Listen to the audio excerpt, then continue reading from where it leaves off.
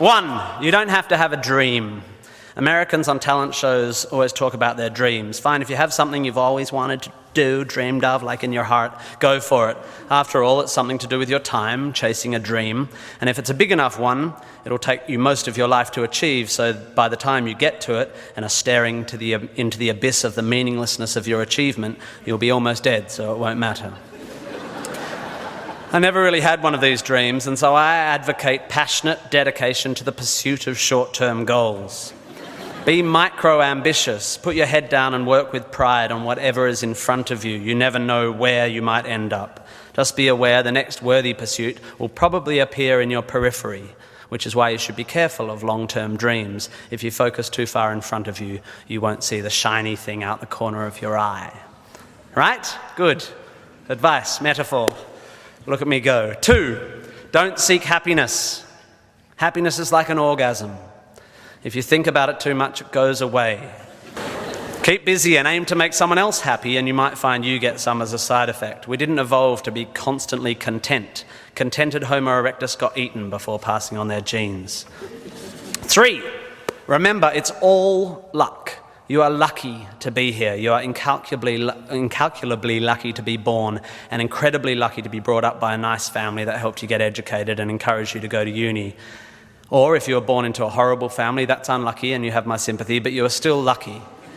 Lucky that you happen to be made of the sort of DNA that went on to make the sort of brain which, when placed in a horrible childhood environment, would make decisions that meant you ended up eventually graduating uni.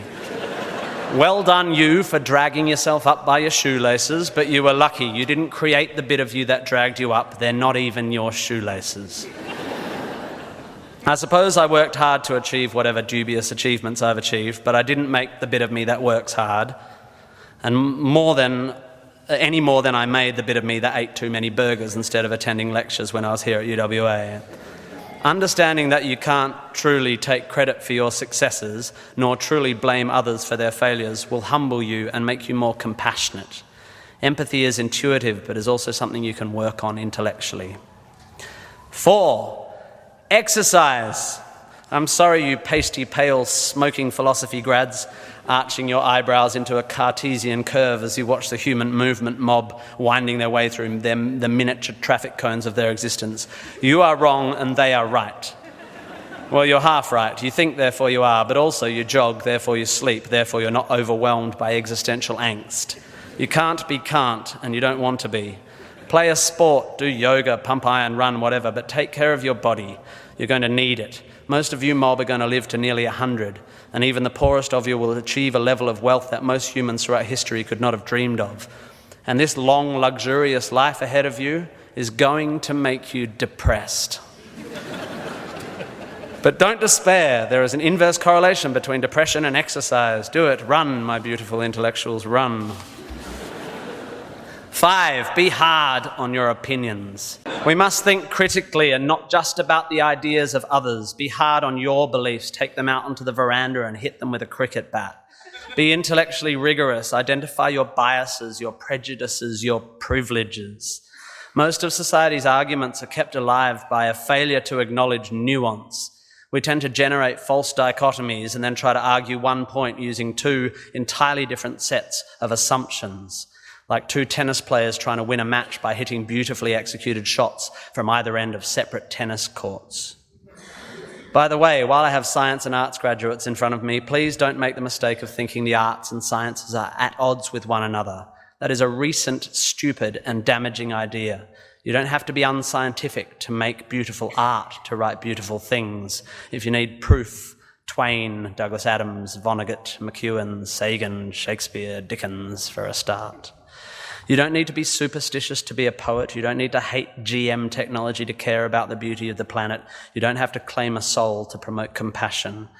Science is not a body of knowledge nor a belief system. It is just a term which describes humankind's incremental acquisition of understanding through observation. Science is awesome. The arts and sciences need to work together to improve how knowledge is communicated.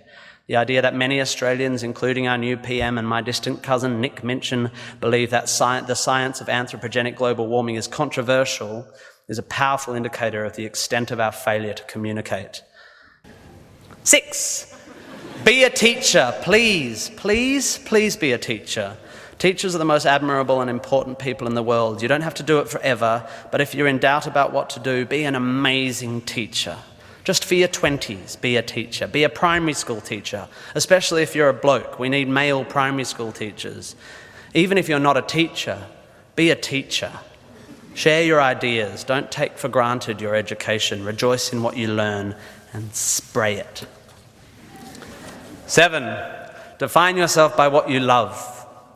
I found myself doing this thing a bit recently where if someone asks me what sort of music I like, I say, well, I don't listen to the radio because pop song lyrics annoy me. Or if someone asks me what food I like, I say, I think truffle oil is overused and slightly obnoxious.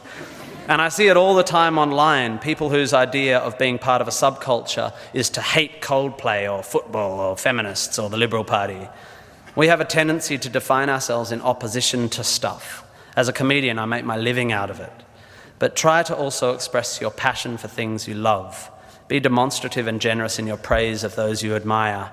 Send thank you cards and give standing ovations. Be pro stuff, not just anti stuff. 8, respect people with less power than you. I have in the past made important decisions about people I work with, agents and producers, big decisions based largely on how they treat the wait staff in the restaurants we're having the meeting in. I don't care if you're the most powerful cat in the room. I will judge you on how you treat the least powerful. 9, finally, don't rush. You don't need to already know what you're going to do with the rest of your life.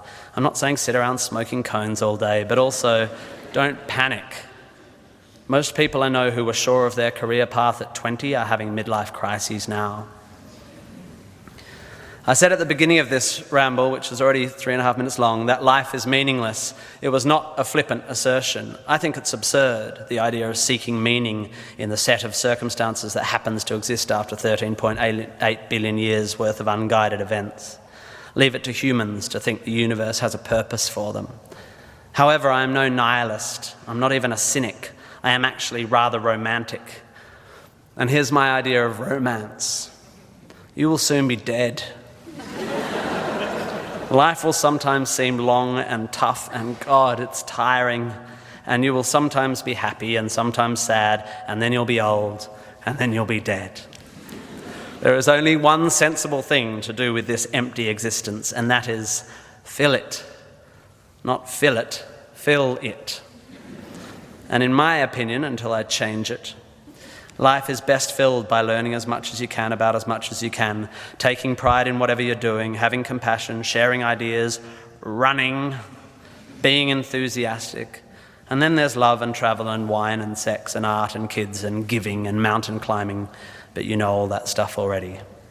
It's an incredibly exciting thing, this one meaningless life of yours. Good luck.